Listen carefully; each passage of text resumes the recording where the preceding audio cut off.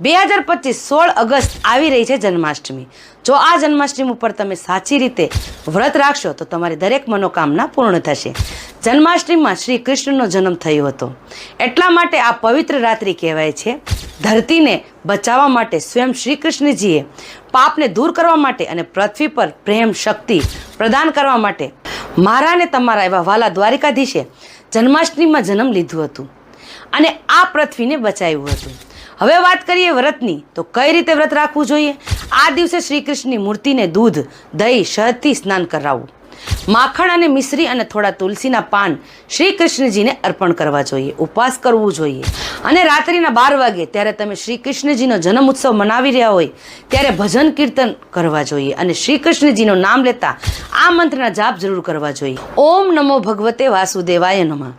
અને હા, ખાસ કરીને બીજા જ દિવસે ત્યારે તમારું વ્રત પૂર્ણ થઈ જાય ત્યારે તમારે કોઈ પણ દીકરી અથવા કોઈ પણ ગરીબ માણસને અથવા તે પશુ પક્ષીને દાનરૂપી કોઈ પણ વસ્તુ ભેટ કરવી જોઈએ અને અન્નનું દાન કરવું જોઈએ।